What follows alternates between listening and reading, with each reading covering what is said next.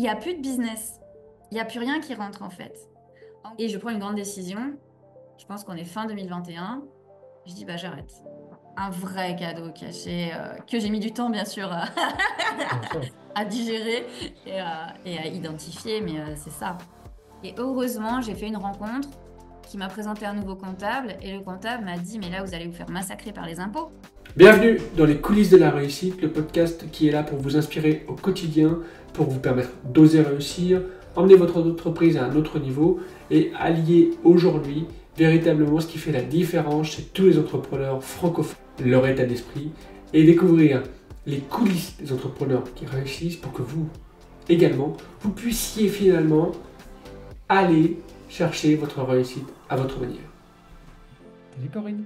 Salut Alexis! Comment vas-tu? Eh bien, très bien, je vais te dire bon matin! Et oui, parce que comme vous allez le découvrir, on a Corinne qui est au Canada. Est-ce qu'il y a une province particulière ou... Yes, donc moi je suis au Québec, Ok, donc province francophone du Canada, et je vis depuis début décembre à Sainte-Agathe-des-Monts, qui est une petite ville à 1 heure et quart de Montréal. ok. Alors pour ceux qui ont l'habitude, j'aime bien présenter moi, en une phrase les gens. Et après, je te laisserai te présenter en une phrase aussi. Ouf. Moi, ce que je vois de Corinne, c'est une âme sensible, mais qui est véritablement capable de déplacer des montagnes au service des autres et au service de sa vie. Et on verra à travers son parcours entrepreneurial, à travers son parcours d'investisseuse, il y a multicasquettes chez elle. Je pense que vraiment ça peut intéresser beaucoup de personnes de découvrir comment on peut vivre son entrepreneuriat, créer sa vie, tout en étant épanoui. En tout cas, j'espère que tu l'es, mais je pense que ça va être à peu près le cas. Est-ce que toi, tu pourrais te présenter, attention, en une phrase? Ah, c'est dur! Une phrase, t'aurais dû me prévenir avant. Je préviens jamais personne. Une phrase. Waouh! Euh, je vais dire que je m'appelle Corinne, que je suis une amoureuse des voyages et que j'ai créé mes business au service de ma vie Trop bien. et pas l'inverse. Ça, c'est trop bien. Je partagerai juste un petit truc. Déjà, merci pour cette présentation, parce que je le fais exprès, personne n'est au courant que ça dure, c'est en une phrase. Et ce que j'aime bien, ce que j'aime beaucoup aussi, c'est que Corinne, pour moi, elle a une particularité dans le monde de l'entrepreneuriat, c'est que elle fait pas partie des personnes que j'ai pu interviewer, par exemple, euh, qui revendiquent ou qui ont des business qui sont énormes. Mais par contre, moi, c'est une personne qui m'inspire à travers sa manière de faire. Et c'est aussi pour partager à tout le monde que vous avez le droit d'être inspiré par des personnes qui ont des business qui sont plus petits que ce qu'on peut voir. Et j'ai bien dit qu'on peut voir, parce que je pense que on va un peu décortiquer les coulisses, c'est pas si petit que ça. Euh, mais qui peuvent vous apprendre énormément à travers tout leur parcours. Moi, j'ai découvert Corinne, alors je crois, en 2021-2022. Je C'est suis ça. son parcours avec son associé en particulier, Mélanie. Et j'ai toujours été inspiré par à la fois ce que vous mettez en place, ce que tu deviens au fur et à mesure, tout ce que tu mets en place. Et j'ai une première question, c'est est-ce que tu as toujours été entrepreneur? Ah bah non. Non, non, non. Non, je suis devenue entrepreneur en début 2017, en fait. Ok, Donc, ça fait plus de 8 ans maintenant, les années passent. J'étais pas du tout prédestinée à être entrepreneur, puisque j'ai aucun entrepreneur dans ma famille et aucun investisseur d'ailleurs. C'était un petit peu l'extraterrestre. Et j'ai deux parents fonctionnaires qui étaient professeurs des écoles, instituteurs.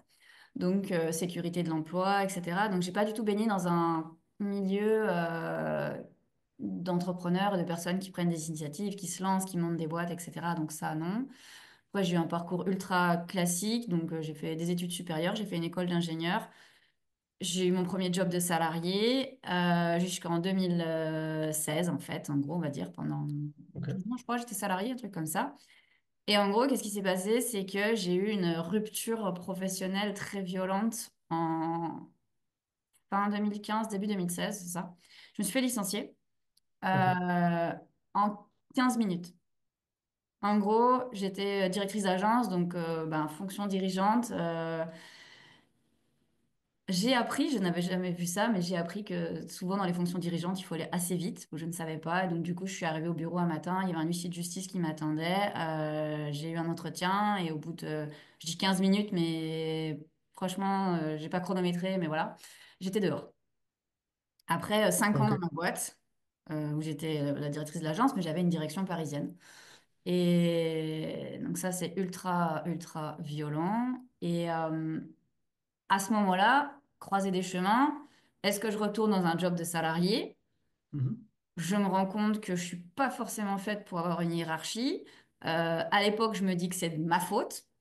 D'accord, complètement. Je me dis, je suis pas docile, j'arrive pas à respecter les règles, je me heurte tout le temps à ma hiérarchie, je suis pas bonne, je suis pas bien, tu vois, enfin. Et puis, à l'époque, des copains me disent, mais qu'est-ce que t'attends? Monte ta boîte, lance-toi et tout. Sauf qu'en fait, moi, j'ai un gros souci, c'est que j'ai un rapport à l'argent assez compliqué et que j'ai un besoin de sécurité financière et que à l'époque, me dis que mon salaire, c'est ma sécurité financière. Bon, une fois que tu te fais virer, tu te rends compte que finalement, c'est pas vraiment une croyance très, très judicieuse, mais voilà. Et pour moi, l'entrepreneuriat, c'est l'insécurité. Pour moi, c'est Ok. pas les mêmes revenus tous les mois, etc. Donc, j'hésite pas mal. Pour la petite histoire, mon conjoint se fait licencier 3 semaines avant moi. Donc, il se fait licencier en décembre et moi en janvier. Donc, on se retrouve au chômage tous les deux. Et à ce moment-là, on m'annonce aussi un petit souci de santé assez préoccupant. Et c'est ce truc-là, la somme des choses, mais en tout cas, ce truc-là, je sors de chez le médecin, je vais voir mon chéri et je lui dis, écoute, c'est quoi? Je dis, Bali, c'est maintenant. Il me dit, quoi? Je dis, Bali, c'est maintenant. Il me dit, pourquoi tu me parles de Bali, là? Et en fait, ça faisait des années que je voulais aller à Bali, que je rêvais d'aller à Bali. Et je me suis dit, si ça se trouve, j'irai jamais, en fait. Donc, du coup, ben, 2016, en fait, on a fait plusieurs gros voyages. On en a profité. On est allé aux États-Unis, on est allé sur Miami, on a fait la Réunion. Après, on est allé à Bali, enfin, pendant quasiment un mois. Et puis après, bah, qu'est-ce que je fais? Et j'ai pris mon courage à deux mains et je me suis lancée dans l'entrepreneuriat. Mais ça a été pas vraiment un choix, tu vois. Ça a été plutôt un bon coup de pied aux fesses. Mais après coup, c'était, tu sais, les fameux cadeaux cachés. Bah, en fait, Mm. si je m'étais pas fait licencier, et je vais remercier ce de patron de m'avoir licencié. J'ai quand même de la rancœur envers lui encore. J'ai pas réussi vraiment, je pense, à pardonner complètement. Mais merci, merci, merci, parce que sinon, je pense que je me serais jamais lancée dans l'entrepreneuriat. C'est marrant ce que tu dis. Tu vois? Le cadeau caché. Je connais bien cette Euh, phrase. un vrai cadeau caché que j'ai mis du temps, bien sûr, Bien sûr. à digérer et à identifier, mais c'est ça. C'est marrant parce que tu dis que c'était pas simple finalement non plus de se lancer en tant Ah non. qu'entrepreneur. C'est quoi l'histoire que tu pouvais te raconter, enfin, c'est quoi l'histoire qui se passait dans ta tête lorsque tu hésitais en fait à te lancer dans l'entrepreneuriat, malgré les vêtements qui s'étaient passés, tu t'es fait renvoyer, pas dire lâchement, mais difficilement, quoi. Euh, je pense qu'il y avait deux choses. La première, c'était l'insécurité financière. Pour moi, Ok. entrepreneur est égal à insécurité financière, alors qu'en fait, c'est faux. C'est juste que la gestion de l'argent est différente, effectivement.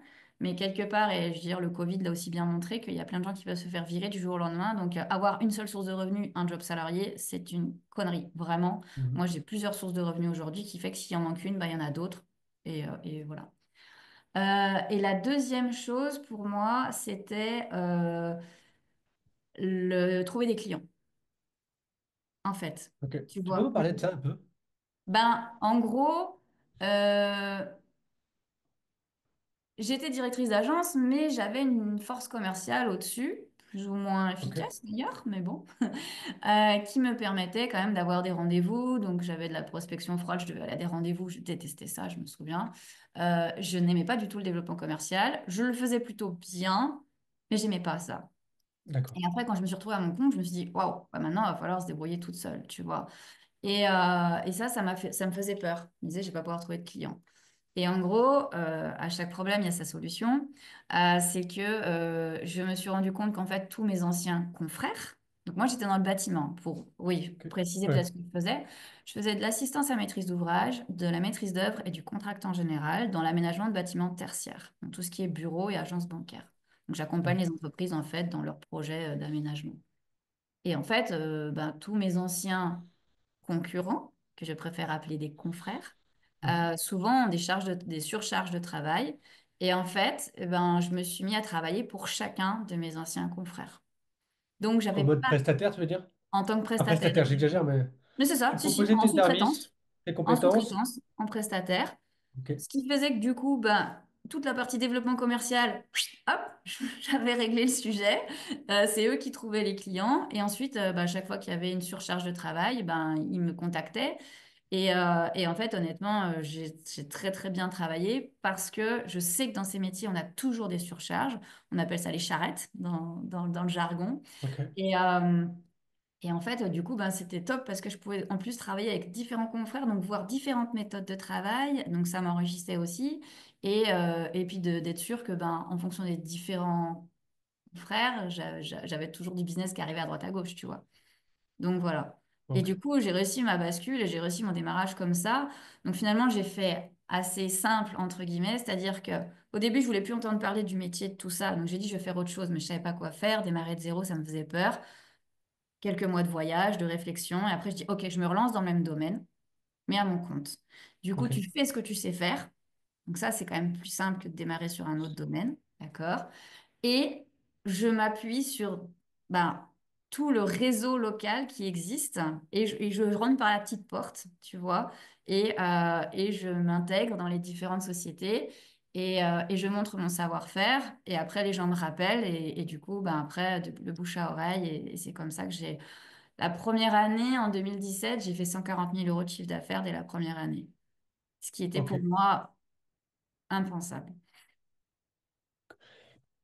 Comment on se sent quand c'est la première année alors que enfin, quelques mois avant, tu te disais que tu n'étais peut-être pas capable, peut-être que c'était pas pour toi. En termes juste toi, de cette sécurité financière parfois qu'on va chercher, hein, comment on se sent au bout d'un an? Je sais pas, tu fais le bilan comptable, tu clôtures le tableau Excel et tu vas marquer la ligne de 140 000. Comment on se sent à ce moment-là? Alors tu vas rire. Euh, je vais dire que j'ai eu de la chance à ce moment-là.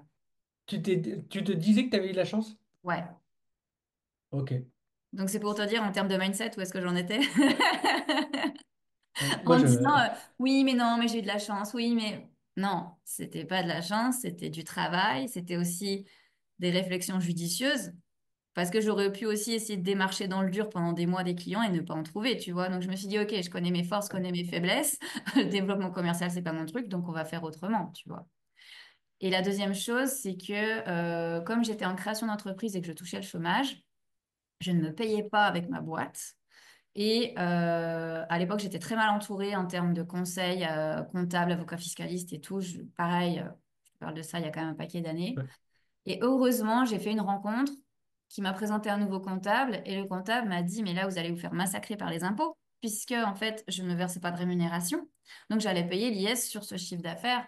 Et donc, il m'a dit, bah, faites un décalage de clôture d'exercice. Donc, pareil, tous les gens qui veulent se lancer dans l'entrepreneuriat, accompagnez-vous vraiment d'un bon comptable. Ce qui m'a permis de ne pas clôturer à la fin de l'année 2017, mais à fin 2018. Et du coup, au Ok. milieu de l'année 2018, j'ai commencé j'avais plus de chômage, donc j'ai commencé à me payer. Donc ça a diminué mon chiffre d'affaires et surtout mon résultat. Donc Ouais. j'ai optimisé un petit peu l'IS. J'en ai payé, hein, bien sûr, mais je l'ai optimisé. Ok. Donc, on arrive, tu vois la ligne 140 000. Tu te dis que c'est un coup de chance en gros. Ouais. Comment ça se passe l'année 2 alors? L'année Est-ce que tu as 2, le même état d'esprit ou est-ce que ça se passe euh, aussi bien? Comment ça se passe? non, ça se passe pas aussi bien. 2018, je me fais opérer d'une épaule, Ah, 3 mois d'arrêt. ok. Donc 3 mois sans travailler. Donc du coup, mon Ok. chiffre d'affaires, il fait... Mhm. Tu vois? Donc deuxième année, je fais, je crois, 50 000, un truc comme ça. Mais ce qui fait au total, sur les 2 ans, au lycée, 200 000. Donc à peu près 100 000 par an, ce qui est tout Ok. à fait correct, quoi, tu vois. Ouais, bien sûr. Mais non, justement aussi, et puis là, ça vient chercher. Ben, euh, ma relation à l'argent, qui ça me donne raison. Et cocotte, tu vois, ça redescend, comment Ouais, ça se passe, etc. Mais il faut savoir aussi que quand je me suis fait licencier, j'avais beaucoup de temps, donc du coup, j'ai commencé à me former à l'investissement immobilier rentable en j'aime parallèle. beaucoup. J'aime Et bien ouais, cette phrase. Parce qu'il y a, non, il y a une subtilité, vous verrez, vous verrez. C'est le mot rentable. rentable. Voilà, c'est le mot rentable. Oui, parce que j'avais déjà investi dans l'immobilier avant, mais pas en Ok, rentable. Rentable, ça veut dire qu'il te reste de l'argent dans ta poche une fois que tout est payé. Je simplifie. Et donc, du coup, je me forme en 2017 et je fais mon premier investissement rentable en 2018, une première colocation qui me dégage un bon cash flow avant que le prêt rentre en amortissement. Donc, je suis en différé. Je ouais, dois avoir 1 300 € de cash flow, un truc comme ça, voire même ok, plus. Et une fois qu'après, on rentre vraiment en amortissement, donc le vrai cash flow, je suis un peu plus de 800 € de cash flow. Et là, je me dis, attends, je fais un truc, pendant quelques mois, ça demande quand même de bien sûr. l'énergie, ok, le temps de trouver le bien, de faire les travaux, de trouver le financement, etc. Mais après, tu as cette somme-là qui tombe tous les mois. Et là, tu vois, j'ai vu mon petit côté sécurité financière qui a fait, What? Non, mais attends, ça, en plus de l'entrepreneuriat, pour moi, c'est le combo gagnant, tu vois. Investissement immobilier rentable et entrepreneuriat. Et ben, ce qui fait que du coup, ça te fait quelque chose de comme un matelas de sécurité. Et puis l'entrepreneuriat, c'est plus des vagues, on va dire. Et l'un combiné à l'autre, eh ben, du coup, c'est hyper puissant. Ok. Voilà. C'est, c'est intéressant parce qu'en gros, j'ai l'impression qu'à partir de 2016, il y a un shift qui se passe. Ouais. Je précise juste un truc pour toutes les personnes qui écouteront ou regarderont la vidéo, c'est vous n'avez pas besoin d'avoir une aussi grosse difficulté qu'elle a vécue pour changer. Il y en a plein, vous pourrez voir en interview, même ailleurs, qui shiftent pour d'autres raisons. Mais ce qui est intéressant là, c'est que finalement, une fois qu'il y a eu le shift, il y a une sorte de chose qui s'est construite, mais sans pour autant que tu n'aies pas parfois des doutes, Ah parfois bon? l'impression que ça va pas matcher. Euh, Moi, j'ai juste une question avant d'attaquer toute cette phase-là qui me fascine, hein, mais tu as eu 2017 où c'était assez cool. 2018 où tu as eu une opération, du coup, ça a fait baisser ton chiffre d'affaires. C'est quelque chose qui arrive. Pour toutes les personnes qui écoutent ça, qui veulent se lancer dans l'entrepreneuriat, vous en faites pas. Ça fait partie du jeu. Après, on joue Ça avec se les règles. gère, sans problème. 2019, 2020, comment ça se passe pour toi après quelques années d'entrepreneuriat? Euh, Comment tu te sens? Est-ce qu'il y a quelque chose chez toi qui a changé en termes d'état d'esprit, en termes d'accueil de l'insécurité? Ou est-ce que tu sens encore parfois cette petite boule au ventre? Ou peut-être même aujourd'hui encore? Enfin, je veux dire, comment ça se passe, la vie d'entrepreneur? Euh, alors, tu as donné des dates, tu as dit 2019 et tu as dit 2020. Bah oui. 2020, 2020, il y a un truc qui s'appelle Covid. Et 2020, en fait, quand tu gères des chantiers, bah, il n'y a plus de chantier. Il n'y a plus de business. Il n'y a plus rien qui rentre, en fait. En gros, tu as des aides de l'État. Donc, tous les mois, tu déclares je sais plus comment ça se passait, mais tu avais une petite aide. Alors, pour des entrepreneurs comme moi qui sont solo, qui n'ont pas de charges de société, enfin de locaux, Le etc. bureau, le co, ok. Franchement, c'était vraiment déjà beaucoup, hein, tu vois. Et, enfin, je crache pas du tout dans la soupe. Bien sûr. Mais néanmoins, je fais une année catastrophique, quoi. 2020, Ok. les chantiers sont arrêtés quasiment toute l'année, quoi. T'as, Donc, t'as une idée premier du... confinement, deuxième, troisième, on revient, on recommence. En novembre, on était Ouais. encore confinés. Enfin, voilà. Et ben, en fait, en parallèle, moi, je continue à investir en immobilier. Donc, en 2018, j'investis, 2019, j'investis, 2020, j'investis. Donc, j'ai ça. Et puis, mon chéri aussi, lui, est en CDI. Donc, il a quand même cette Ok. sécurité, entre guillemets, de l'emploi. Après, il se retrouve bah, au Covid, il bosse plus. Donc, il est à la maison, chômage technique, un truc comme ça, voilà. Mais on a un toit, on a de quoi manger, on a des voisins sympas. Donc, ça se passe plutôt bien, quoi, tu vois. Mais à ce moment-là, je pense que la prise de conscience, c'est te dire, OK, en fait, tout peut changer du jour au lendemain, effectivement. Donc vraiment, ça va continuer à aller dans la diversification des sources de revenus. D'accord? Ok. Donc je vais faire d'autres investissements aussi dans différentes choses. Je vais commencer Mhm. vraiment à en mettre un petit peu de partout. Alors, sans m'éparpiller non plus, hein, parce que souvent on nous pose la question, oui, mais à quel moment il faut être focus sur un truc et à quel moment après il faut se diversifier. faut déjà vraiment générer du cash. Et après, quand tu as du cash, tu peux te permettre de l'investir sur différents supports pour te diversifier et pas mettre tous tes œufs dans le même panier, tu vois. Mais il y a différents steps, quoi. Et pour répondre à ta question sur la sécurité financière, je pense que je suis d'un tempérament où je suis pas sûre que je l'aurai vraiment un jour, une sérénité absolue, tu vois. Ok. Je Alors, je le vais te poser une travaille, question. je le Vas-y, sais, ouais. mais c'est dans mon tempérament. Ok. Alors, je vais te poser une question et je la pose volontairement. En plus, je te connais bien, donc je sais que ça sera très bien pris. De toute façon, elle n'est pas méchante, mais je pose volontairement la question pour que les gens ils puissent l'entendre et puissent te dire, ah tiens, il y a peut-être des trucs cool. Ouais. La question, c'est en quoi cette insécurité financière, cette peur de l'insécurité financière, elle t'aide au quotidien en tant qu'entrepreneur aujourd'hui?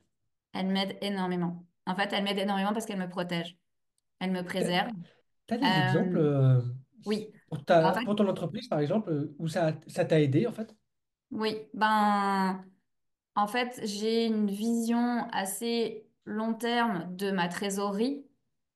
Ce Ok. qui fait que du coup, quand je vois qu'il y a des baisses de rentrée d'argent, je suis capable de dire, OK, je me paye moins. Je suis capable de me dire, OK, j'étire ma trésorerie plus loin.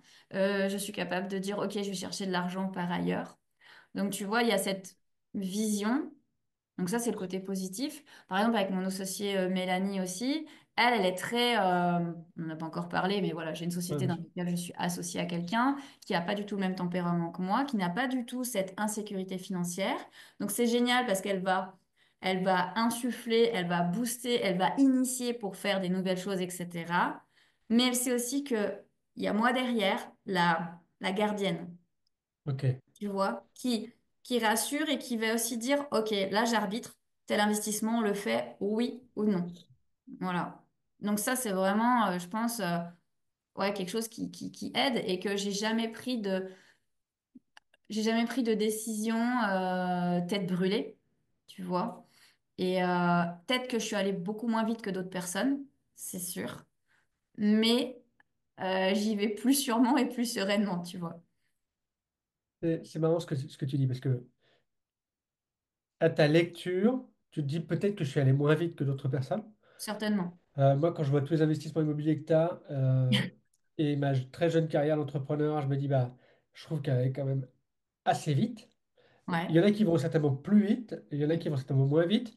Mm. Moi, je vois des gens des fois qui vont 10 fois plus vite, mais quelques années après, on les voit plus. Donc, bon, bah, c'est bon, c'est une remarque que je fais, mais c'est volontaire aussi pour savoir qu'est-ce que vous voulez vraiment faire dans la vie, pour ceux qui nous écoutent. Est-ce que vous voulez vraiment avoir un business qui va vous perdurer pendant longtemps ou faire juste un one-shot? Ça, Mm. c'est une petite parenthèse. Mais ce qui est marrant, c'est quand tu nous partages, en fait, que c'est un peu un cadeau quand même, cette insécurité financière. Alors, je pense que c'est à double tranchant, tu vois. Je pense que c'est un cadeau, effectivement, pour tout ce que je viens de te dire, parce que ça me protège, ça me préserve, ça me... Naturellement, je vais réfléchir avant de faire chaque investissement. Je vais vraiment peser le pour et le contre. Donc, voilà. Par contre, quand il s'agit de prendre des risques, là, c'est plus dur pour moi. Il faut que je me fasse violence, il faut que je fasse confiance à mes associés, il faut que, tu vois, donc je peux aussi être un frein au développement par moment. Donc c'est pour ça que je dis que c'est à double tranchant, mais globalement, je pense que vu là où j'en suis aujourd'hui, ça m'a plutôt servi de faire des choses de manière raisonnable, mesurée. J'ai pris mon temps et voilà. Ok.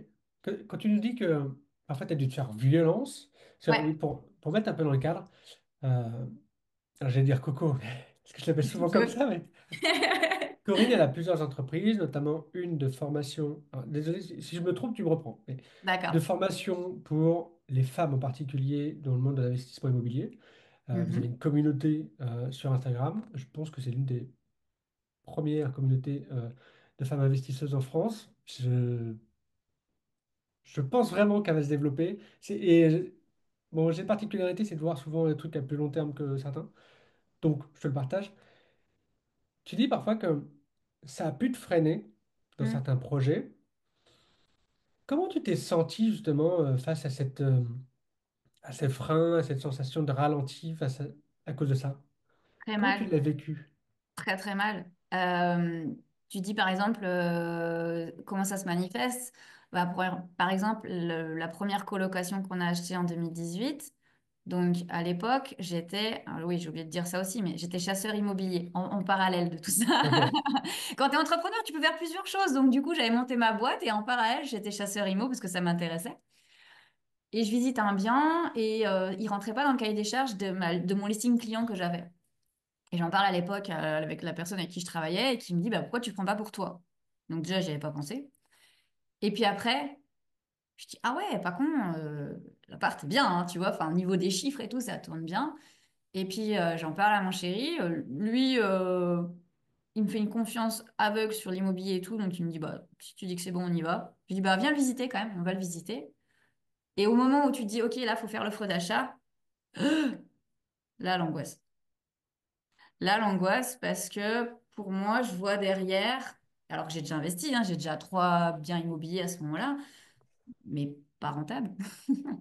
Et je me dis, endettement, toujours cette histoire. Peur de me planter, peur de pas faire les bons choix, peur que je me sois trompée sur, je sais pas, le budget travaux, peur de pas être financée, peur de limite qu'il n'y ait pas de locataire, que je trouve pas de locataire, et puis surtout de m'engager pour 25 ans, tu vois, sur un bien. Waouh. Donc là, c'est dur et c'est là où je te dis qu'il faut que je me fasse violence. C'est là où vraiment il faut que en fait, je pense qu'il y a des switches dans ma tête. Il y a des moments où mon cerveau, il doit dire, allez, tais-toi, hop, et il y a autre chose qui prend le dessus et qui dit, allez, vas-y, fonce. Mais faut trouver la fenêtre, tu vois, le moment où, Tête de tir. ouais, la fenêtre de tir où tu dis, ah, ça y est, c'est bon, je suis motivée. Faut y aller maintenant, quoi, tu vois, parce que après, bah, le cerveau reprend le dessus, toutes les réflexions, oui, mais si, oui, mais ça, et en fait, t'avances pas, quoi, tu vois. Et je pense que j'arrive à avancer parce que j'ai les deux en moi, je pense. Ok. C'est, en gros, tu es en train de me dire, cette sécurité financière, c'est ce petit truc-là qui te suit un peu sur l'épaule. À la fois, c'est quelque chose qui garantit finalement ton succès, parce que c'est une garantie sur le long terme. Et à la fois, ça te permet aussi de te challenger et de grandir, en fait. Ouais. Ouais, ouais. Et le fait de m'associer aussi avec quelqu'un comme Mélanie me challenge énormément et me fait grandir. Et puis, bien sûr, j'ai fait un post il n'y a pas très longtemps là-dessus, d'ailleurs, sur mon Insta. Par curiosité, je suis allée voir combien j'avais investi sur moi depuis cette fameuse rupture, donc depuis 2017. Oui, parce que ma première formation, pardon, en investissement immobilier, je l'ai pris en février 2017, un truc comme ça. Ok. En fait, pendant des années, je me formais pas. Enfin, je savais même pas pour moi, c'était on a fini l'école, c'est bon, on a terminé, quoi. C'est bon, je veux plus entendre parler de d'études ou quoi que ce soit. Donc, tu vois, je suis sortie de l'école en 2003. Donc, de 2003 à 2017, on peut dire que j'ai à Ouais. peu près rien fait en termes d'investissement sur soi. À part refaire du sport, des choses comme ça, mais voilà, quelques petites formations peut-être, mais bon. Et j'ai fait le calcul et je suis à un peu plus de 40 000 euros depuis 2017. Donc j'ai fait le calcul, ça fait, je sais plus, j'ai mis les chiffres dans mon poste, mais 4 000 et quelques par an et ça fait à peu près 400 euros par mois. D'accord? Et quand j'ai fait ce retour, j'ai fait waouh! Mais en même temps, tout ça, ça m'a permis d'être là où j'en suis aujourd'hui, tu vois? Alors, je te parle de formation business, de formation immobilier, de formation mindset. Là, j'ai un coach PNL actuellement qui me suit, des séminaires, des masterminds, enfin, voilà, plein de choses où avant, j'en voyais même, je savais même pas que ça existait et j'en voyais pas l'intérêt, tu vois. Et en fait, tu te rends compte que quand tu investis sur toi, eh ben, tu éloignes ton plafond de verre, tu montes en compétences, tu élargis ta zone de confort, enfin voilà, et c'est ça qui te permet d'avancer aussi, quoi, tu vois. Pour poursuivre sur ton parcours, bon, aujourd'hui on est en 2025. Des fois, je Ouais. me trompe avec 2024. Tu as commencé en 2017. Ouais, Du coup, tu faisais une sorte de sous-traitance, mais pour aider les personnes qui étaient sur pas le chantier, mais dans le bâtiment, dans les tout ce qui est entreprises. administratif. Ok. Mhm. On est en 2025. Est-ce qu'aujourd'hui, tu fais toujours la même chose dans la phase de ton entreprise où tu fais encore ce type de structure? Yes. Donc, on peut parler de la société, elle s'appelle Eosis Consulting, d'accord? Ok. En fait, non, parce que en parallèle de tout ça, il y a eu ben, toujours cet amour des voyages. Donc chaque année, on partait faire des voyages, etc. Et puis il y a une envie plus forte qui, qui est sortie et qui est restée. C'était que je voulais pouvoir travailler d'où je veux.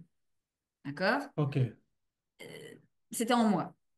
Ça sommeillait, mais je voulais pouvoir travailler. Alors à l'époque, c'était, je voulais pouvoir travailler genre n'importe où en France. Tu vois, je m'étais dit, je veux pouvoir prendre mon ordinateur et un peu digital nomade. Ça existait peut-être pas trop à l'époque ce terme, mais voilà. Et dans ma tête, je me dis, attends, cocotte, t'as un business où tu gères des chantiers, donc faut être sur le ok. chantier. D'accord, ok. Gérer des C'est en physique du chantiers. coup. Comment? C'est en physique du coup. Bah oui, voilà. Et gérer des chantiers à distance, ça se fait hein, avec des vidéos et tout, mais trop galère. Et en fait, bah, à ce moment-là, je rencontre Mel, je m'associe, je commence à monter comme elle, je rentre dans l'incubateur où je te Ouais. rencontre et je prends une grande décision. Je pense qu'on est fin 2021. Je dis, bah, j'arrête. Et là, c'est dur parce que je dis, j'arrête Eosis Consulting, j'arrête la maîtrise d'œuvre et la MO. Je me souviens d'une conversation avec Mel et elle me dit, bah, t'as pas d'autre solution que d'arrêter. Et je dis, ok, j'arrête. Elle me dit, quoi? Je dis, ouais, j'arrête. À une conversation, quoi. Je dis, c'est mon dernier chantier, c'est terminé. Mais j'avais aucune idée de ce que j'allais faire après. On venait de démarrer comme elle depuis quelques mois, donc on rentrait pas de chiffre d'affaires. J'avais pas mal de trésors sur Eosis, mais j'avais aucune idée de ce que j'allais faire derrière, quoi, tu vois. Et là, je me dis, je suis folle. Je suis complètement folle. Et en même temps, dans l'incubateur, je me rends compte que, donc c'est un mastermind d'entrepreneurs en ligne, je me rends compte qu'il y a énormément d'entrepreneurs qui sont des profils plutôt visionnaires, donc qui ont plein d'idées, qui savent faire du chiffre d'affaires, qui savent faire du business, mais qui par contre ont beaucoup de difficultés à s'organiser, à se structurer, à avoir une priorisation dans leurs actions, et voilà. Grâce à l'incubateur, je me rends compte que moi, je ne suis pas du tout visionnaire, que moi, j'ai un profil intégrateur, donc l'autre profil, où il y avait peut-être 5 ou 10% des gens qui étaient comme ça. Donc, je me sentais un petit peu, d'ailleurs, pas toujours très, très bien pendant cette année dans l'incubateur, parce on nous faisait, pardon, travailler beaucoup la vision, tout ça, et ce n'était pas des trucs qui me parlaient. Mais bah, ça me fait une belle opportunité, en fait, et c'est comme ça que je trouve mes premiers clients. C'est que je me dis, bah, en fait, ça, je sais faire, c'est facile pour moi vraiment facile. Et je commence à accompagner d'autres entrepreneurs sur la partie organisation, structuration et stratégie. Et le switch, finalement, il se fait je pense, allez, peut-être pas 2, 3 mois, en 3, 4 mois, je trouve mon premier client, Ok, Alexia, pour pas la ok, je citer. connais pas. Et après, et c'est parti, quoi, tu vois. Mais ça, Ok, c'était dur. C'était dur. juste pour rester dans le temps, c'est-à-dire que fin 2021, tu dis j'arrête ce qui me rapporte de l'argent. Ouais, Je le dis volontairement comme ça parce que c'est ça. les personnes qui disent tiens, oser réussir ou je comprends les coulisses, là on est vraiment plein dedans. Elle m'y amène avant, mais en fait, elle est en train de nous dire j'ai une boîte qui fonctionne, j'ai une boîte qui rentre de l'argent, j'ai des clients, ça commence à être désaligné avec moi, avec C'est ça. la vie que j'ai envie d'avoir, Problème d'alignement. C'est tout. j'arrête. Hmm. Et tu sais combien de mois après tu as eu ce premier client, Alexia? J'ai arrêté mon chantier, je crois. J'ai fini mon dernier chantier, je vais te dire, en octobre 2021. D'accord. Je le sais pourquoi, parce que pour célébrer ça, je me suis offert un cadeau. Je me suis offert quelque chose dont je rêvais depuis des années. Je suis partie, et sans mon chéri en plus, faire une semaine d'apnée avec les dauphins en Égypte. Je voulais absolument faire ça depuis des années, depuis même avant le Covid. Ça faisait plusieurs années que je suivais cet organisme, etc. et que je n'osais pas. Et j'ai dit, bah, tu sais quoi, j'ai dit, de toute façon, on n'a qu'une vie. En fait, plus je vieillis et plus j'ai cette facilité maintenant aussi à prendre des décisions et à y aller, quoi, tu vois. Donc, octobre, j'arrête. Je crois que c'était dernière semaine d'octobre, je pars en Égypte, il restait une place. C'était pour moi. Et je rentre début novembre en me disant, OK, bon, bah là, j'ai plus de boulot. Et je pense que j'ai commencé à bosser avec Alexia. Je pense qu'elle m'a contactée en janvier, on a dû démarrer en février. Ok. Comment tu vis ces 2 mois-là, 2, 3 mois-là où t'as ce transfert en fait? En fait, c'est une sorte de pivot que tu as fait par Ouais. rapport à ce que ton expérience. y a beaucoup de personnes qui osent pas. Est-ce que tu peux nous décrire, si tu t'en Hmm. souviens, euh, cette Je le vivais période-là, on va très dire mal. novembre, décembre, ou Ouais, ce pivot? ben, énormément de doutes. Est-ce que j'ai bien fait? Alors après, je peux aussi me dire, si vraiment ça va pas, je retourne faire des chantiers. Ok. Je Ouais. rappelle les confrères. D'ailleurs, les confrères étaient très très étonnés quand j'ai dit ouais, j'arrête. Ils me disent sérieux? Tu vas faire quoi? Je sais pas. Ah bon? Ben, tu sais que si tu veux, oui, oui. Mais il y a des personnes qui m'ont relancé d'ailleurs en 2022 qui m'ont reproposé du job et même pendant cette période. Pendant cette période de novembre à février, il Ouais. y a des personnes qui m'ont. Je me souviens très bien, une nana avec qui je discutais depuis un moment, qui me dit, ah, ça y est, on a un projet, tout machin. C'était hyper dur de dire non. Le test de l'univers. Hyper Pareil. dur. Hyper dur. Parce que tu te dis, tiens, il y a de l'argent qui arrive là. Et toi, tu dis, non, je vais de l'autre côté. Ah non, j'en veux pas de ton argent. Mais parce que il fallait que j'ai du vide. C'est nécessaire, le vide, pour avoir les idées qui arrivent.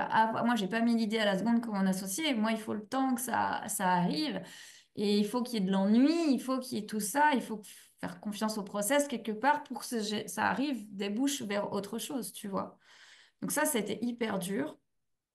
La seule chose peut-être qui me rassurait, c'est de me dire, ouais, si vraiment ça va pas, je sais que je peux retourner dans l'autre domaine, mais je sentais au fond de moi que je voulais pas. Je voulais pas. Et j'ai aussi, je suis en train de penser, commencé à faire des accompagnements dans l'investissement immobilier de mon côté. Parce qu'à ce Ok. moment-là, on n'avait pas encore l'accompagnement avec Mel, on avait juste un club, on n'avait pas encore. Donc j'ai eu aussi une cliente comme ça par là. Donc voilà, donc je me rendais compte que je pouvais accompagner les gens et que j'aimais ça, tu vois. Mais donc ouais, période très très dure. Euh, de ton parcours entrepreneurial de 2017 à aujourd'hui, Ouais. est-ce qu'il y a une période qui a été extrêmement dure? Est-ce que c'est celle-ci ou une autre? Est-ce qu'il y a une fois où c'était vraiment, vraiment là, désolé du mot, mais c'était la merde? Moi, je pense qu'il y a eu la période Covid. Où, là, tu vois que t'as pas de chiffre d'affaires, que tu rentres rien, qu'il n'y a pas de chantier, que tout est à l'arrêt, il n'y a plus de matériaux, il y a, voilà. Quand tu redémarres, en plus, la hausse des matériaux, enfin, on s'est pris une hausse sur tout, donc c'était chaud. Donc ça a été dur. Et en même temps, moi, ça a été les plus beaux mois de ma vie parce qu'on était tous les deux à la maison, qu'on faisait du sport, de la pâtisserie. J'ai dit, on faisait des jeux de société avec les voisins et tout, donc c'est super cool. Je me suis prise d'amour pour la permaculture, donc j'ai créé un potager dans ma cour qui était en cailloux aussi, tu vois. J'étais toujours sûre que j'avais pas la main verte, et ben j'ai dit tiens allez je fais ça. Enfin, donc oui, il y avait dans un coin de ma tête le côté, tain, je rentre pas d'argent, etc. Mais en même temps, je me dis, j'ai de la trésor, je sais que je peux tenir. Mais bon, au Covid, tu savais pas si c'était pour 3 mois, 6 mois, Ouais. 2 ans, 5 ans. Donc, bon, tu dis, bah, écoute, on verra bien. Et voilà. Et ouais, la deuxième période, je pense que ça a été quand j'ai arrêté 15 ans de métier quelque part en me disant, ben, faut que je me fasse suffisamment confiance pour me dire que je peux être bonne dans autre chose parce que j'étais persuadée que j'étais faite que pour faire ce job et que j'avais aucune autre compétence. Donc ça aussi, c'est du mindset, hein, c'est de l'accompagnement pour arriver à switcher et dire, ben non, je peux faire d'autres choses, je peux me réinventer à plus de 40 ans et faire complètement autre chose. Donc, je pense que c'est ces deux périodes-là. Ok. Ouais. Et il y a des fois où tu te dis que tu vas tout arrêter parce que c'est trop dur. Pas trop dur, mais parce que tu rencontres des challenges et tu te dis, bah c'est bon, j'en ai marre, j'arrête tout. Ça t'est déjà arrivé de le dire ça sur ton parcours? C'est peut-être un peu Au extrême niveau, ce que je te dis. non, au niveau entrepreneurial, tu veux Ouais, dire? Alors, j'ai eu beaucoup de doutes. Régulièrement, j'ai des doutes qui sont souvent liés à la jauge financière, d'ailleurs. Encore, hein, encore aujourd'hui, hein, malgré tout ce que je fais là-dessus, il y a des doutes. Euh, mais je pense pas m'être dit un jour, j'arrête tout, parce que tout, ça fait beaucoup de choses. Ça fait plusieurs sociétés, ça fait tout l'investissement immobilier, ouais. ça fait beaucoup de choses, tu vois. Donc non. Et ça fait quand même plusieurs années que je dis, il faudrait vraiment qu'il y ait un cataclysme nucléaire pour que je retourne dans le salariat. Vraiment, Ok. tu vois. Qu'est-ce Et qui te fait dire ça, ça? tu sais, c'est la pilule bleue et la pilule rouge de Matrix. Une fois que tu as pris la pilule rouge, c'est mort. Et moi, je suis tellement attachée à ma liberté, je suis tellement attachée à certaines choses que je pense que je ne pourrais plus rentrer dans le moule, sauf trouver une société qui soit avec un bon management. Mais après, j'ai eu des tellement mauvaises expériences de manager que... Et puis, en fait, j'ai bâti tellement de choses, et l'immobilier et d'autres investissements qui font que normalement, je devrais vraiment pas avoir besoin de retourner un jour dans le salariat, tu vois. C'est ça Ok. aussi. Il y a une question que je me pose et qui m'est venue vraiment qu'à popper, mais c'est est-ce qu'aujourd'hui, tu te sens pas plus en sécurité en tant que chef d'entreprise investisseuse qu'en tant que salarié? Ouais, ouais. Qu'est-ce qui t'amène ça aujourd'hui? Eh Hormis ben, ton expérience, tes investissements et ta maturité. pour moi, le fameux CDI, le Graal, la sécurité de l'emploi, c'est du bullshit, Ok. clairement. Parce que je l'ai vécu, parce que tu peux te faire virer du jour au lendemain, sans t'y attendre. Et je pense que ben, nos expériences font nos croyances, tu vois. Donc du coup, je me suis dit, bah, en fait, à aucun moment, pour moi, le salariat, le CDI n'est plus une sécurité, Ok. tu vois. Par contre, croire en ma capacité à être employable, ça, c'est différent. Parce que si demain, vraiment, le cataclysme nucléaire est arrivé Ouais. et que je dois faire un job de... Ah si, je sais ce que je peux te raconter. De n'importe quoi, je peux le faire. Et je vais te dire ça, c'est parce que, donc, fin 2020, on se retrouve dans une situation où, en fait, on ne veut pas basculer LMP. Donc, LMNP, t'es loueur meublé non professionnel, LMP, loueur Ouais. meublé professionnel. Qu'est-ce qui se passe? C'est quand tes revenus locatifs dépassent tes revenus salariés, à ce moment-là, tu passes LMP. Et par Ok. manque de connaissances à l'époque, je me dis, mince, on va passer LMP, c'est pas bon, etc. Non, je suis LMP, il n'y a pas de sujet, mais bon. Et du coup, à ce moment-là, je me dis, bon, bah, je vais prendre un job. Donc, je vais dans une boîte Ok. d'intérim et je fais des petits jobs en plus de mes De boîtes. tout ce que tu faisais. Voilà. Ouais, mais comme j'ai pas de chantier, tu vois, quelque part, Bien sûr. ça passe. Et donc, je suis allée travailler dans une société de paysagisme pendant un mois, pas tout à fait. J'ai fait un job d'assistante administrative. J'ai plié des enveloppes, trié des dossiers, tu vois, voilà. Bizarrement, les gens, ils me trouvaient très compétente. Ils se disaient, elle est bizarre, cette fille. Si tu dis rien, voilà. Je faisais profil bas. Je faisais mes heures. Hop, j'avais mon salaire. Et moi, j'y allais juste pour avoir mon salaire. Euh, et je me suis dit, OK, ça, je suis capable. Et ensuite, je suis allée avec mon chéri, parce qu'il l'a fait aussi, hein, on était tous les deux, hein, on faisait des petits boulots, on a fait les boîtes d'intérim. Et comme quoi aussi, si vraiment tu veux trouver du job, tu trouves, hein, honnêtement. Et on a bossé à l'OL, donc l'Olympique Lyonnais. On est allé dans les coulisses de l'OL, dans les sous-sols, et on était préparateur de commandes. Donc en fait, pour D'accord. le Black Friday, tu te lèves à, je sais plus, 2 3 heures du mat, un truc comme ça. C'est assez dur, hein. Et t'es enfermé toutes tes heures de boulot, tu vois pas la lumière du jour, et tu prépares tes commandes. Et j'ai fait ça aussi, tu vois. Et je me suis dit, je ferai pas ça toute ma vie, mais je peux faire. En fait, tu peux faire plein de jobs. Si tu bouges les fesses, tu peux, tu vois. Donc, et puis je peux faire des jobs un peu plus, comment dire, qui demandent un peu plus de compétences et qui seraient mieux rémunérés aussi, tu vois, si je prenais Bien la peine de sûr. toucher un petit peu plus. Voilà. Bon, là, c'était juste pour engranger de l'argent en plus pour essayer d'équilibrer cette année-là. Ok. Voilà. Ça, c'est fascinant. Ah bon? Je vois le temps qui file, qui Ouais. avance. Et j'aimerais, en fait, Corinne, elle a une particularité, comme elle a dit au début, c'est que là où elle est, il fait -18. Oui. Et je voudrais te poser la question, parce qu'il y a peut-être des gens qui se posent la question, moi je me pose aussi la question de partir euh, à l'étranger en tant que chef d'entreprise aussi. Enfin, Mhm. et du coup, comment ça s'est passé pour te projeter, te dire, bah tiens, avec mon mari, avec mon chéri, on voudrait partir vivre une expérience à l'étranger, donc là vous êtes au Canada. Euh, Comment ça se passe dans la tête d'un couple ou déjà de toi-même pour te dire, je suis investisseuse, bah, principalement en France, peut-être que tu en as ailleurs, en tout Mhm. cas je sais que tu en as en France. Tu as divers projets, tu as deux sociétés au moins. Euh, comment on prend la décision de se dire, tiens, ben, je vais tenter l'expérience d'aller vivre à l'étranger alors que je gère mes boîtes et que je suis chef d'entreprise. Alors, tu vas rigoler. Ça se passe à peu près en 15 secondes. C'est pas 15 minutes, c'est 15 secondes. Ok? Euh, on est à l'été 2022 et on est en voiture avec mon chéri. On descend dans le sud chez son frère. Et moi, je peux bosser d'où je veux déjà à ce moment-là, tu vois. Ouais, Et mon chéri a du mal à avoir des congés, des RTT, il doit négocier. Et on sent qu'il y a un déséquilibre, tu vois, une frustration. Et en fait, dans la voiture, il me dit, ça me saoule, machin, tout. Il me dit, viens, on se casse. La phrase a été ça.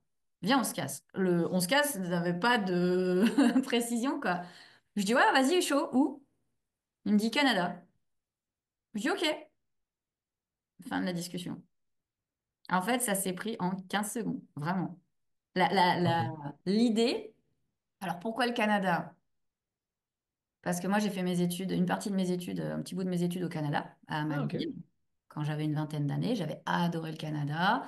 Et je m'étais dit qu'un jour, j'y retournerais. Sauf que le un jour, tu sais pas trop quand, tu vois. Et voilà. C'est comme les dauphins, tu vois. Sauf qu'à un moment, tu dis, OK, en fait, mes rêves, maintenant, je les concrétise et je les vis, quoi. Et du coup, on avait pas mal de connaissances quand même au Canada. Donc, le même jour dans la voiture, on a appelé un copain qui vit là-bas, savoir comment il avait fait, comment il s'était expatrié, bah, les points durs à connaître, tu vois. Bien sûr. Et puis, on arrive donc dans le sud.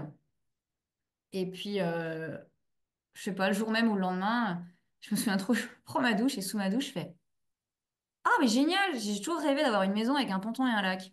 Et je dis au Canada, il y a plein de pontons et de lacs. Donc c'est au Canada que je vais l'avoir la maison, tu vois. Enfin, des, des, des trucs les pièces du puzzle, tu vois, qui s'imbriquent. Et du coup, on se dit, bon, bah ok, donc on se renseigne quand même beaucoup sur bah, comment tu fais pour partir, etc. Et puis on voulait partir au début, été 2020, sous un an, donc été 2023. Ok. Sauf qu'en fait, ben, mon chéri, il a deux enfants et la deuxième rentrait en terminale. Donc on s'est dit c'est un peu tôt, tu vois. On Ok. préférait attendre en fait qu'elle passe le bac, qu'elle passe en études supérieures. Par rapport à nos familles, pour différentes raisons aussi, par rapport à nos parents. Enfin, il y a eu pas mal de choses qui font qu'on s'est dit un an, c'est un peu court. Ok. Donc on l'a annoncé quand même assez vite à nos parents.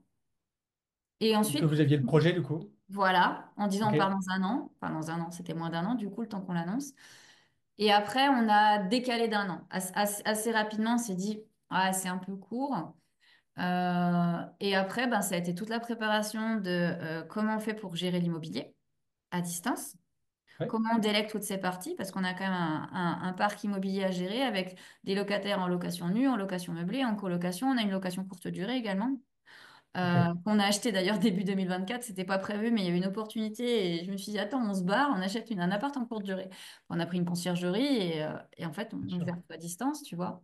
Et au niveau des business, et Osis Consulting, du coup, bah, je faisais tout en Zoom, donc ça changeait pas grand-chose, juste le décalage Ok. horaire.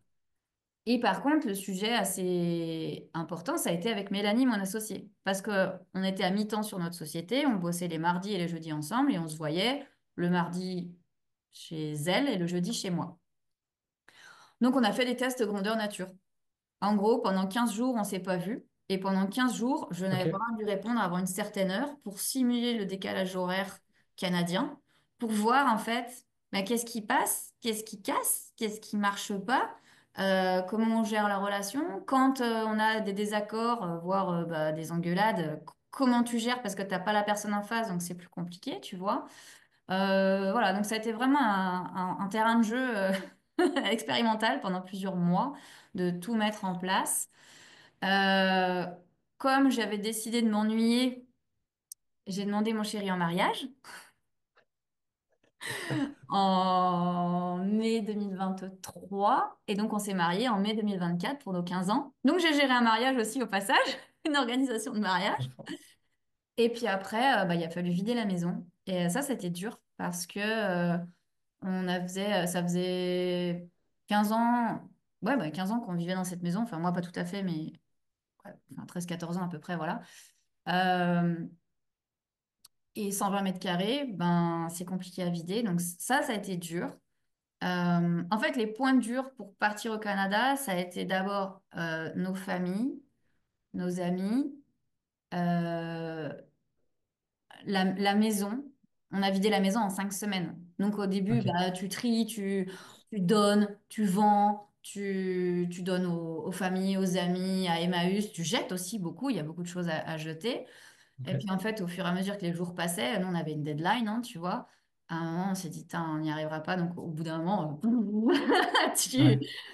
tu fais du détail et à la fin, tu fais du gros volet parce que en fait, t'as plus le temps, quoi. Et on a réussi à vider la maison en 5 semaines, ce qui a été extrêmement court. On avait Pourquoi anticipé cinq semaines?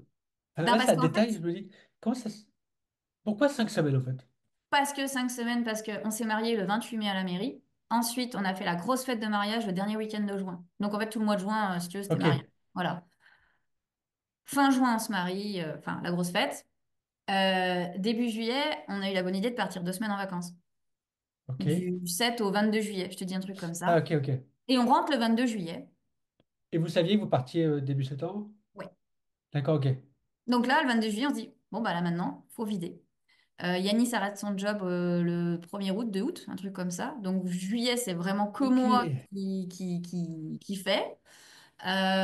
Et début août, Yanis, donc, il a dû démissionner parce que malheureusement, on lui a refusé 2 fois sa rupture conventionnelle.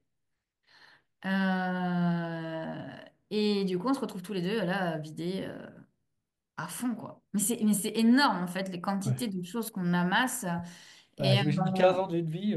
c'est ça. Ouais. Et heureusement, on a des amis qui sont partis vivre à l'étranger il y a quelques années, qui nous ont beaucoup aidés là-dessus, sur bah, comment prioriser, comment trier, ne pas perdre de temps, etc. Faire ta liste des non négociables que tu veux emmener avec toi.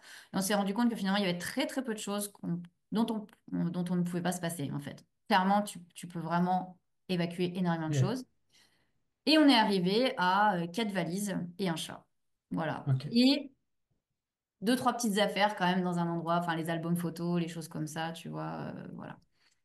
Et du coup, on a décollé début septembre pour bah, cette expérience de vie. On adorait les voyages, mais on avait envie de tester autre chose qu'être simple touriste. On avait Ok. envie de découvrir vraiment, vivre dans un... de savoir si ça nous plaisait déjà, tu vois. Vivre une expérience, voir si ça nous plaisait, voir si ça matchait avec tous nos business. Mon chéri a monté sa Ouais. boîte aussi, du coup. Donc ça y est, il est côté Ok. entrepreneur. Génial. Euh, donc voilà, mais oui, ça a été dur. Il y a eu beaucoup de Qu'est-ce moments qui a de été dur? doute. Tu dis que ça a été dur. Qu'est-ce qui a été dur pour Ah, toi? le doute en fait. Par moment, tu sais, quand tu es chez toi, que tu as des affaires de partout, que tu es assis par terre, au milieu de ton salon, et tu te dis, t'en vois pas le bout, et tu te dis, mais qu'est-ce que je suis en train de faire? Je suis en train C'est je suis en train de jeter par la fenêtre 15 ans de vie, tu vois, en fait. Enfin, puis moi, je suis très attachée aux souvenirs et tout, donc tu doutes. Même avec Yanis, on en parlait des fois, on se disait, mais je lui dis, tu sais, des fois, je lui dis, tu sais, on peut revenir en arrière, hein, on a le droit, hein. On a le droit. Si vraiment à un moment, c'est trop dur, trop, bah tant pis, c'est peut-être que c'est pas le moment, ou peut-être que bah, notre envie de rester en France est plus forte, et voilà. Donc, c'était ça aussi, des fois, il avait des doutes, des fois, c'était moi, des fois, c'était les deux.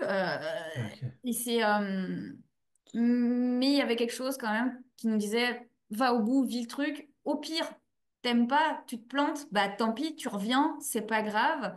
Mais au moins, tu auras essayé. Plutôt que te dire, dans 15 ans ou sur ton lit de mort, ah, j'ai toujours rêvé d'aller vivre au Canada. Ouais, bah non, en fait, je l'ai fait. Après, tu vois si ça te plaît ou pas, et tu peux toujours après rebondir, évoluer. Il n'y a rien qui est immuable, tu vois. C'est marrant ce que tu dis, tu as eu des doutes, notamment quand tu faisais Ouais. ce grand débarras, on va dire, Ouais, fait ça c'était dur. de se délester de pas mal de choses de la vie. Très, très dur.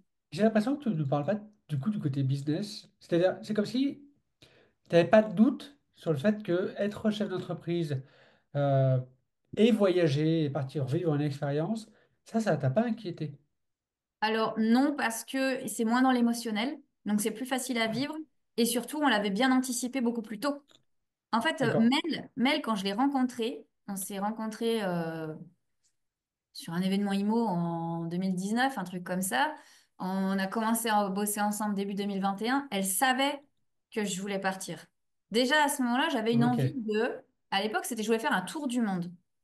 D'accord? Sauf que c'était l'image que je m'en faisais du tour du monde. Mais je me suis rendu compte que c'est pas ce que je voulais. Et c'est Alexia, un jour, qui m'a dit, mais toi, j'ai l'impression que tu as plus envie de vivre à l'étranger quelque chose, mais d'être posé à un endroit. Le tour du monde, t'arrêtes pas de bouger. Moi, avec mon besoin d'être quand même assez ancré, assez à un seul endroit au même moment, tu vois, eh ben, j'ai fini par comprendre que c'était pas un tour du monde que je voulais faire, mais plutôt de vivre quelque part à l'étranger pendant quelques mois, une expérience, tu vois. ok, Et du coup, ouais, toute la partie business, vraiment, on l'avait anticipé et Mel le savait. Donc, quand je lui dis, bon, bah, c'est le Canada, limite, elle m'a dit, tiens, c'est plus un tour du monde. Je lui ai dit, ah, bah non, c'est plus un tour du monde, tu vois, finalement, c'est le Canada. Mais bien sûr, elle avait des craintes et moi aussi. Donc, on en a beaucoup parlé aussi, mais tout ça, ça s'est fait plus en amont. On a pu l'anticiper. Honnêtement, le vidage de la maison, on se l'est pris en pleine tronche. ok, Mais vraiment, j'avais pas anticipé tout ce que ça allait générer en termes d'émotions, en termes de temps, en termes de... c'était vraiment dur.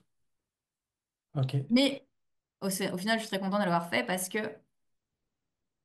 aujourd'hui, je me sens tellement plus légère. J'ai une sensation de... En fait, je peux aller vivre où je veux. J'ai mes non négociables. On a même fait trop d'affaires. Peu de temps après qu'on soit arrivé, on s'est dit, tu sais quoi, on aurait pu aussi ne pas prendre ça, pas prendre ça, pas prendre ça. Tu vois, enfin, tu te rends compte de... T'as vraiment pas besoin de beaucoup de choses. Par un ordinateur et une connexion pour travailler, bien bien sûr. sûr, mais en termes d'affaires, pas besoin de grand-chose. Et tu vois, c'est là, si à un moment, je sais pas, on rachète une maison ou un truc comme ça, moi, dans l'idée, c'est de dire, on achète une maison, on la meuble, qu'elle soit louable à quelqu'un d'autre, un placard éventuellement qui ferme à clé avec nos affaires, basta. Et le moins de choses possible. Ok. Si tu devais, là, en gros, c'est vraiment intéressant parce que on passe de 2017 où l'entrepreneuriat c'était challengeant, nouvelle aventure et tout, à Corinne qui, août 2024, part vivre une expérience au Canada et qui me dit, ah là, finalement, l'entrepreneuriat, c'est pas grand-chose, entre guillemets, c'est pas le plus gros des challenges. Le plus gros Non. des challenges, c'était finalement, le côté émotionnel avec la maison. Ouais. Hmm. Qu'est-ce que tu dirais, qu'est-ce que tu changerais juillet, août 2024, si tu en avais l'envie en tout cas, pour que tu te sentes plus légère. Et d'ailleurs, est-ce que tu changerais quelque chose? Alors, je pense que j'aurais commencé à vider la maison en janvier. Ok, Tu vois, en 6 mois. Euh, et en même temps, quelque part, ça nous a obligés à moins réfléchir, tu vois. Mais nos parents sont repartis avec des voitures entières de choses. On a donné, donné, donné, donné, donné. Et ça m'a fait, moi qui suis matérialiste et qui suis attachée aux choses, tu vois, ça m'a fait plaisir de donner. Et ça, c'était nouveau aussi, tu vois. Bon, j'aime bien offrir des cadeaux, des choses bien comme ça. sûr. Donner mes affaires, tu vois. Donc, quelque part, ça m'a permis de monter en compétence aussi. Ok, Donc, oui, j'aurais préféré qu'on trie plus tôt, qu'on vide la maison plus tôt. En même temps, on ne pouvait pas, entre l'achat de l'appart, le mariage, enfin, c'était pas possible. Mais voilà, sinon, j'aurais pas changé grand-chose. Et je suis très, très contente de l'avoir fait. J'ai aucun regret. Là, on vit notre meilleure vie. Franchement, on profite vraiment. Et on se rend compte qu'on a du coup acquis une nouvelle compétence qui est cette flexibilité de pouvoir vivre où on veut. Donc, tu vois, demain, ben, on a envie de tester un autre pays. Et d'ailleurs, c'est un petit peu dans les idées. Ça sera peut-être de tester d'autres pays, de faire d'autres expériences. Et pour moi, le plus dur a été fait, tu vois. ok, Juste au niveau de l'entrepreneuriat, il faut faire attention au niveau du décalage horaire. Parce qu'en amont, on avait parlé de l'Asie. Mais l'Asie, ouais, c'est de l'autre côté. Et du coup, par exemple, pour les coachings de groupe pour investir comme elle, c'est 20h30. Donc 20h30 en France, c'est 14h30 au Canada. Ça fait ok, 2h30 du mat en Asie, si tu es en Thaïlande. c'est moins funky. Voilà. Donc, Ok. moi, j'ai plus cette réflexion de me dire, OK, par rapport à mes business, et après, si vraiment on a une envie forte à un moment d'aller en Asie, ben, on testera pendant plusieurs mois. Et s'il faut que 2 fois par mois, tous les 2 mois, je sois debout à 2 heures du mat, je le ferai aussi, tu vois. Enfin, ça, c'est des choix d'entrepreneur, quelque part. Ok. C'est fascinant. En fait, tu viens de nous tracer en fait tout ton parcours, tous tes challenges, tous tes doutes. Ouais. Euh, Aujourd'hui, tu gères donc le fait d'être investisseur, le fait d'avoir une société avec une associée, c'est Investir comme elle, t'as Oasis Consulting. euh, on n'a pas encore glissé ça, mais elle est prof d'acro-yoga, Non, je suis pas prof, je suis passionnée d'acro-yoga. passionnée de l'acro-yoga, et ça veut dire aussi que je veux que les gens ils entendent ça. Elle a le temps Ah pour oui, faire tout ça et pour voir plein de stories d'acro-yoga. Alors, je ne sais pas si tu en fais tout le temps, mais je sens vraiment une passion pour ça et que tu prends le temps pour ça. Donc, ouais, c'est quand même fabuleux de voir que tu peux être chef d'entreprise, multi-entrepreneur, investisseuse, chérie, euh, et prendre du temps pour toi avec l'acro-yoga. C'est assez bluffant. Est-ce que tu pourrais nous en parler juste en une minute? ouais. Comment tu gères tout ça?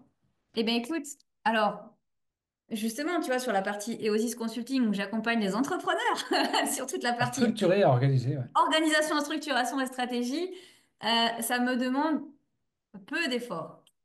Très honnêtement, j'ai cette Ok, chance. Ça me demande peu d'efforts de tout structurer, de tout organiser, de tout euh, caler. Donc, si tu veux, j'ai un agenda qui est précis. Le mardi et le jeudi, c'est investir comme elle. Le lundi, mercredi, vendredi, c'est plutôt, enfin, le matin. Et Osis. Oui, parce que moi, j'ai fait un podcast avec Mel il n'y a pas très longtemps. J'ai dit, j'ai une grande ambition, c'est de ne pas trop travailler. Surtout pas. trop cool. Je veux pas une multinationale, je veux pas 100 millions d'euros de chiffre d'affaires. Je m'en fous de tout ça. Moi, ce que je veux, c'est de la liberté, c'est du temps. D'accord? Ma plus grande richesse, c'est mon temps. Donc, j'ai dit, OK, je veux pouvoir idéalement travailler que le matin. Ça tombe bien au Canada avec le décalage horaire, c'est parfait. Donc, du coup, je bosse lundi, mercredi, vendredi matin sur Eosis. Mardi et jeudi sur Investir comme elle le matin et ça empiète un peu. Des fois, s'il y a les coachings, par exemple, à 14h30, Bien je sûr. finis à 16h. Voilà, 16h, ça va, c'est pas. Et du coup, le reste du temps, eh ben, j'ai du temps pour faire effectivement de l'acro-yoga, pour profiter de ces beaux paysages, pour faire plein d'autres trucs en fait, tu vois. Mais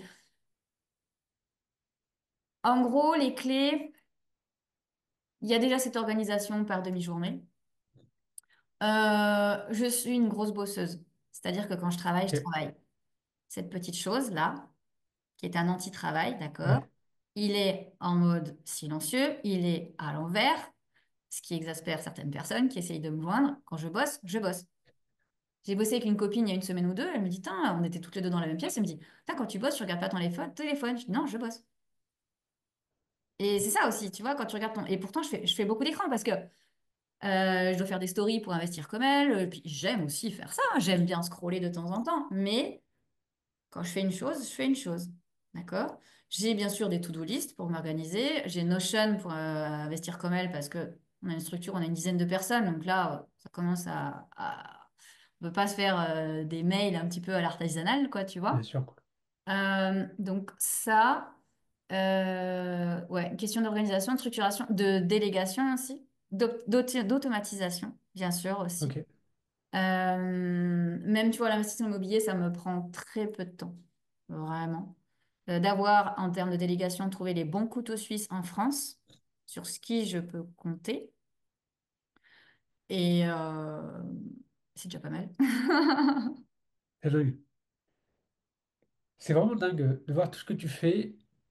Et j'ai une dernière question pour toi.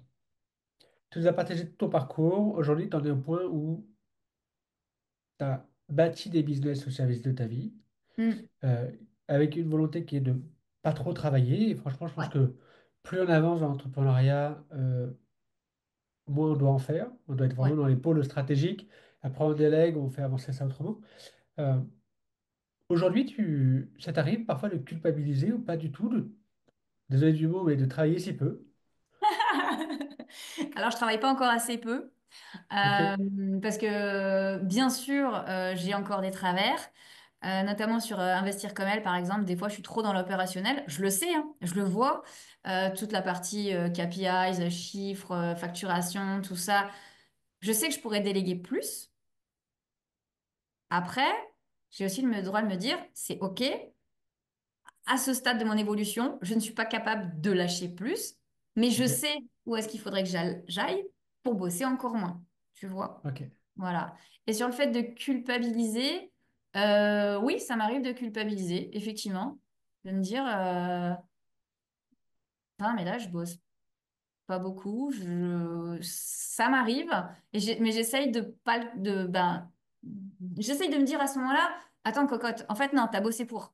C'est ça aussi, de se dire, je suis là maintenant, mais il y a eu tout ça avant, tu vois. Enfin, on n'en a pas parlé, mais quand j'étais salariée, j'étais à la limite du burn-out à un moment. Je bossais Ok. 60-70 heures par semaine, soir, week-end, vacances. J'ai raté beaucoup d'événements personnels à cause de mon travail, parce que je faisais passer mon boulot avant tout.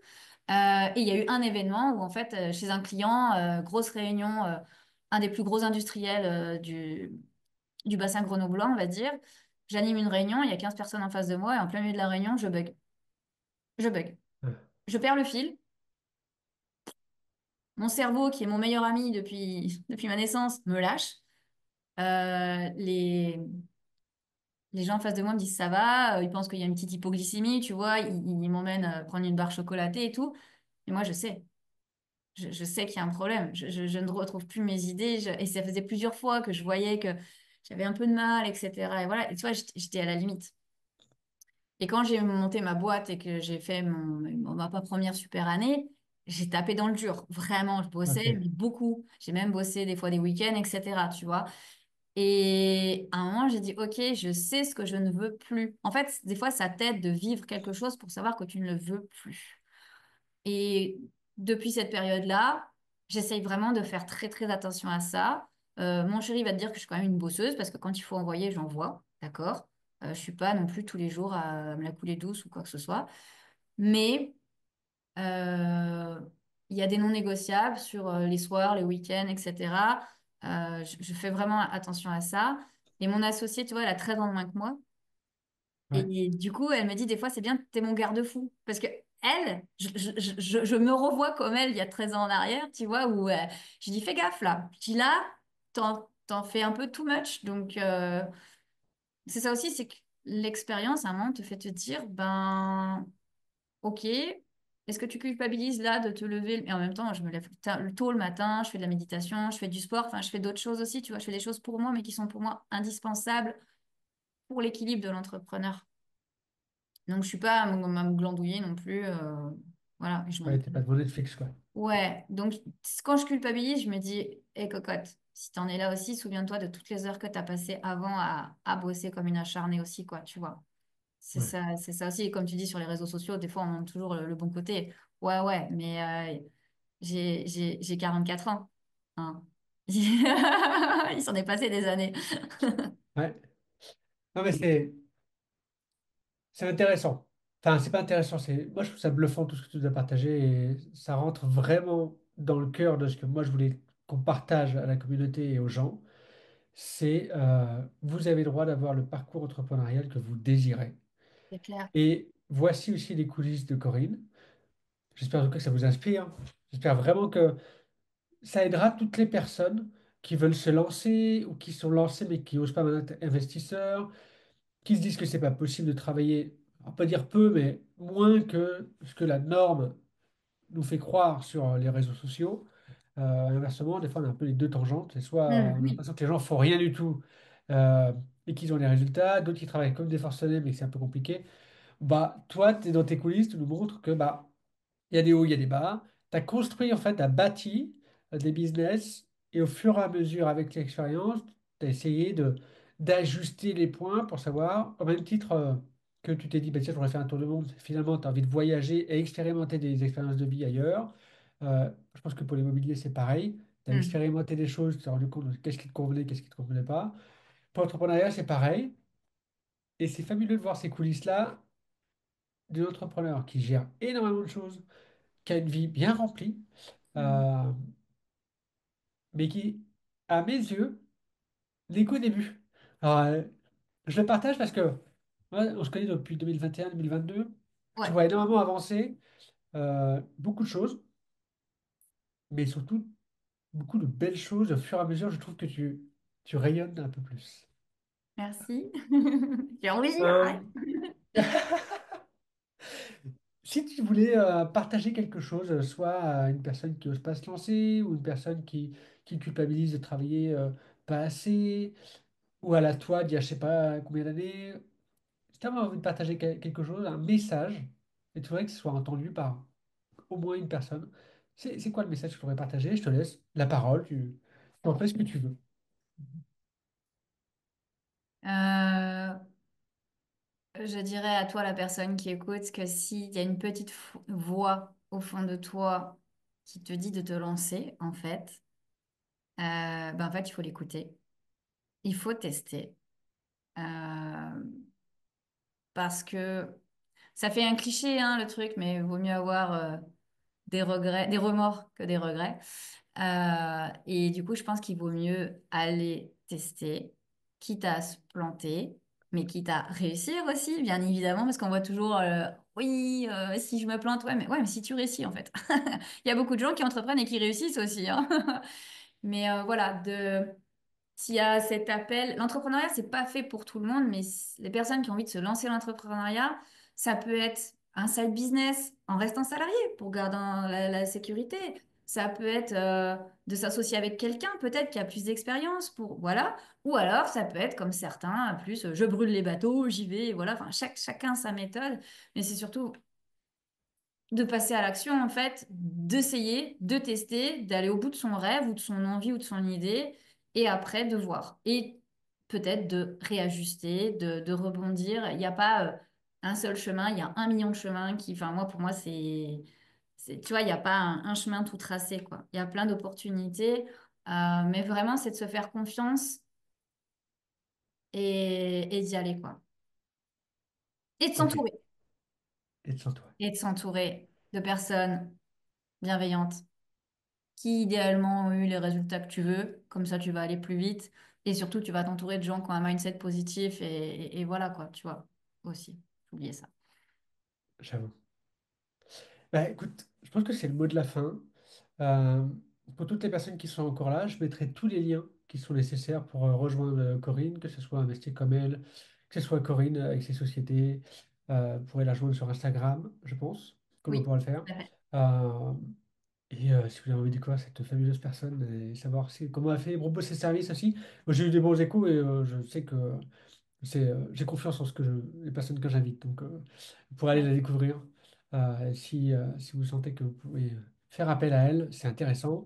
Et si des fois vous doutez, notamment pour l'investissement immobilier, je sais qu'elle est bonne. Alors moi, je suis investisseur et je sais que j'ai eu des discussions avec elle il y a quelques années déjà, qui m'avaient beaucoup aiguillé. Euh, donc, n'hésitez pas. N'hésitez pas du tout. Euh, j'ai une dernière question pour toi. C'est quoi ton meilleur investissement à moins de 15 euros? À moins de 15 euros. Ouais. Hmm. Alors pour un IMO After Work, c'est un peu juste parce que je crois que c'est 20 ou 25 euros. Donc un Ah, livre, ouais. Non, un mais livre. Oh, alors des livres, il y en a tellement. Hmm.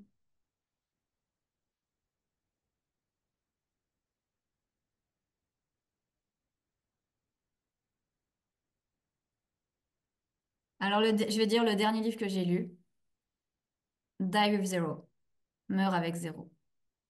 ok, Il m'a bien marqué et je pense qu'il doit être à moins de 15 euros. Moi, j'ai trouvé en ligne, ça donc marche. voilà. Ok, Mais parce que ce bouquin, alors il est en anglais, je précise, mais très très inspirant et sur l'entrepreneuriat, mais surtout sur en fait la vision de la vie. Tu l'as lu ou pas? non, Non? Ok. Sur la vision de la vie euh, et sur en fait pourquoi tu travailles, pourquoi tu gagnes de l'argent. Et il y a un moment où en fait, il faut que tu commences t'as atteint ton pic et à dépenser ton argent pour arriver à zéro. Je te fais un schéma Ok, vraiment ouais, ouais, je schématique du comprends. truc, quoi, tu vois. Parce que en gros, s'il y a une phrase à retenir, c'est que si tu arrives à la fin de ta vie et qu'il te reste beaucoup d'argent, alors il y en a qui vont donner les prétextes de donner à leurs enfants et tout, mais si vraiment tu veux donner à tes enfants, tu leur donnes de ton vivant et pas une fois que tu es mort. Tout Ça, à c'est fait. pareil, une notion dans Ok. son bouquin. Mais en gros, si tu arrives à ta mort avec beaucoup, beaucoup d'argent, eh ben, ça veut dire que tu as trop travaillé pendant ta vie. Et que toutes les heures que tu as passées à travailler pour de l'argent que tu as gagné, que tu n'as pas dépensé, bah, tu aurais pu le passer à faire des choses agréables, à vivre des expériences de vie. Et voilà, tu vois, ce concept-là. Ah, j'adore. Ouais, Ok, il est très très bien ce bouquin. j'irai lire ça.